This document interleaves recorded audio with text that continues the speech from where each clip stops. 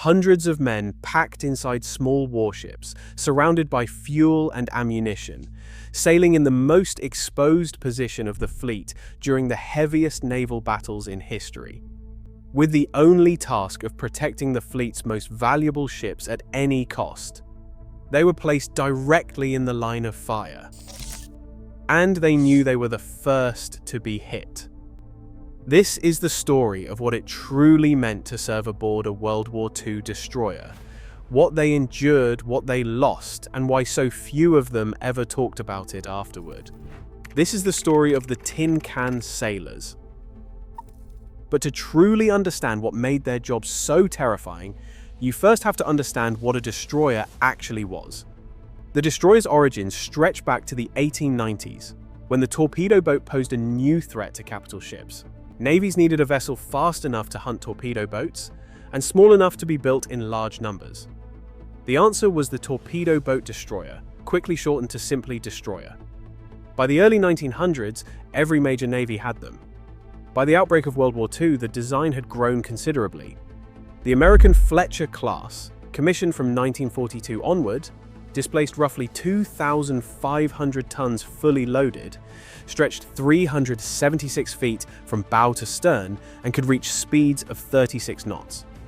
It carried 5 guns of 5-inch caliber, 10 torpedo tubes, and depth charge racks capable of holding dozens of charges.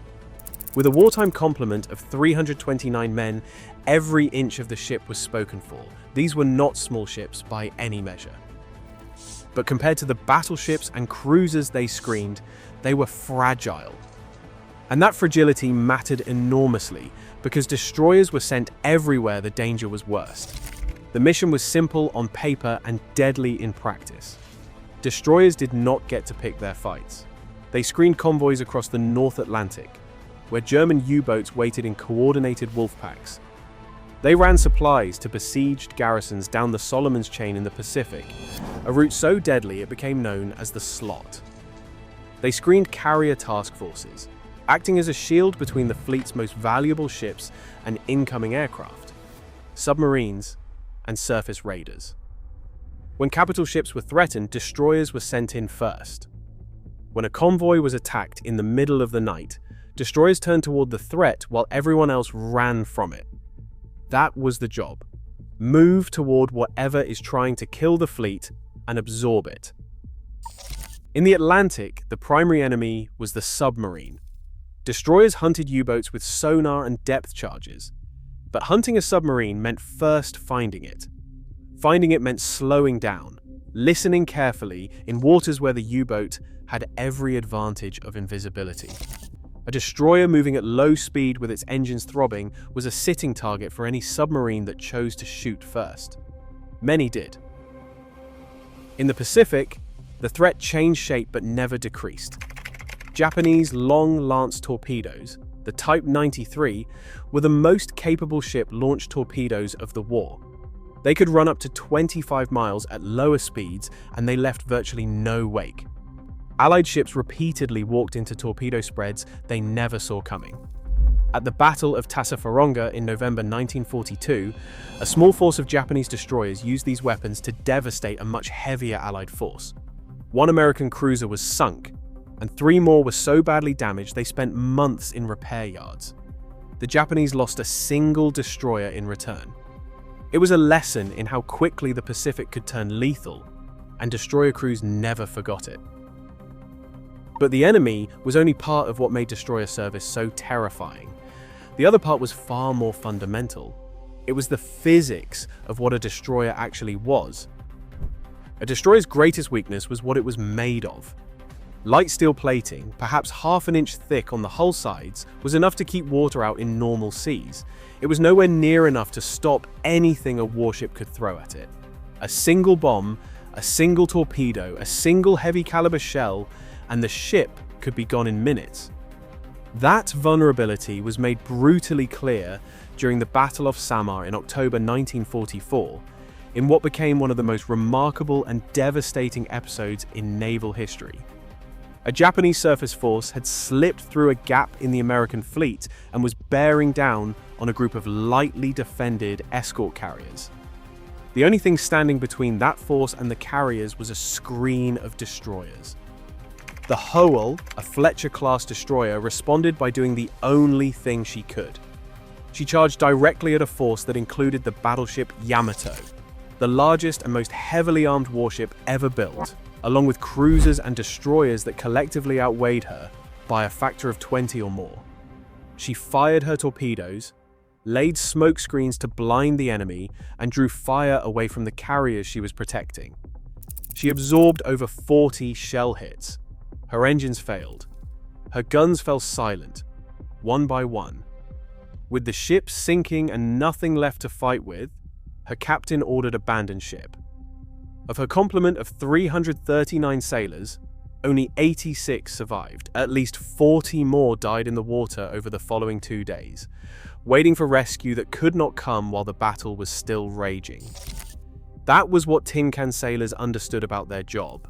When the fleet needed protecting, the destroyers died first, not last. First.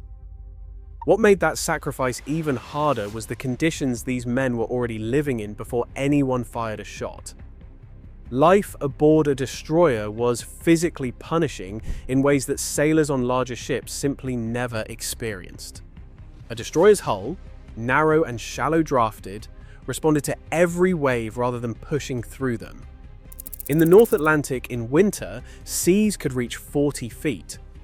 A destroyer in those conditions did not sail. It climbed each wave at an angle, hung at the crest, then crashed down the far side hard enough to knock men off their feet, send unsecured equipment flying, and bury the bow completely under white water. Men on watch topside were tied to their stations with ropes to avoid being swept overboard. Below decks, men slept in rotating shifts in narrow racks stacked close together, often too seasick to eat, holding on to whatever was bolted down. Cooking was nearly impossible in heavy weather. Hot food became a memory during extended operations. Fresh water was strictly rationed. After days at sea, the ship smelled of fuel oil, salt water, and exhaustion, and there was nowhere to go to escape any of it. Cold was a constant companion in northern waters. At the latitudes where the Atlantic convoys ran, winter sea temperatures hovered near freezing.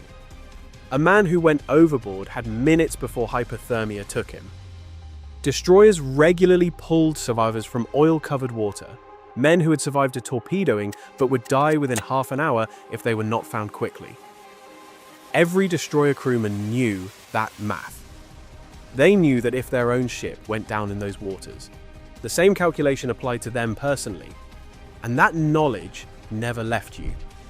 It sat with you through every watch, every patrol, every night spent listening to the sound of the ocean against that thin steel hull. That permanent awareness of danger took on a new and uniquely terrifying form during the Okinawa campaign in 1945. To provide early warning against Japanese air attacks, the US Navy positioned a picket line of destroyers around the island. These ships sat alone, far out from the main fleet, their radar scanning the horizon for incoming aircraft. They were the first thing an enemy pilot would find, which made them the primary targets of the kamikaze campaign, the organized use of pilots flying their aircraft directly into Allied ships as living weapons. The picket destroyers were not simply in danger. They were deliberately placed there to be hit first, so that the fleet behind them would have enough time to react and survive. Between April and June 1945, 12 destroyers on the Okinawa picket line were sunk. Dozens more were seriously damaged. The destroyer Lafay was hit by 6 kamikazes and 4 bombs during a single 80-minute engagement on April 16, 1945, and somehow survived. 32 of her crew were killed and 71 wounded. She earned the nickname the ship that would not die. Most of the destroyers on that picket line did not earn nicknames. They were simply gone. The crews who survived described writing letters home from those stations that said everything they needed to say without quite saying it. Everyone who received one of those letters understood exactly what it meant. When a destroyer went down, survival was never guaranteed. It was a matter of seconds, luck, and what the sea decided to do with you. The USS Cooper, an Allen M. Sumner-class destroyer, was struck by a Japanese torpedo in Ormoc Bay in December 1944. She broke in two and sank in under a minute. Of her 336-man crew, 191 died. Many were still at their stations when she went under, with no time to reach the deck. The survivors who made it into the water found themselves surrounded by fuel oil that coated their faces and burned their eyes, making it nearly impossible to grip anything thrown to them. They waited over 14 hours before rescue aircraft found them, in waters where Japanese forces were still actively operating. And sometimes no rescue came at all. Captains of nearby ships faced a calculation that never became easier with repetition. Stopping meant becoming a target. Men in life jackets watched their potential rescuers sail away and disappear into the dark. All of it added up to something the numbers alone cannot fully capture. The United States Navy commissioned 175 Fletcher-class destroyers during the war. 19 were sunk. Dozens more were damaged so severely they spent months in repair yards. The Royal Navy and Commonwealth Navies lost 153 destroyers across all theatres. For the men who served on them, those numbers were not statistics. They were shipmates. They were ships seen in port the week before, now gone. Replacement crews came aboard vessels that still carried the marks of the last action. Patched hull plates, repaired gun mounts. Scorch marks the dockyard had not quite removed. New men learned quickly what the job demanded: speed and the willingness to turn toward whatever the rest of the fleet was running from. They screened the battleships, hunted the submarines, rescued the survivors, and absorbed the attacks that would have destroyed more valuable ships if the destroyers had not been there to take them first. Most of them came home. Many did not. The ones who served understood, in the way that only combat sailors can, what it meant to be the smallest ship in the worst water, with the thinnest steel between you and everything the ocean and the enemy could do to you. It was not glory. It was noise and oil and cold and the particular sound a depth charge makes when it goes off close enough to crack fittings below decks, and the long, silent hours of radar watch on a picket station, knowing that somewhere out in the dark, something was already on its way toward you. That was tin can service. And most of the men who lived through it never talked about it much afterward. If you'd like to see more stories like this, consider subscribing. If this story meant something to you, leave a like and share your thoughts below.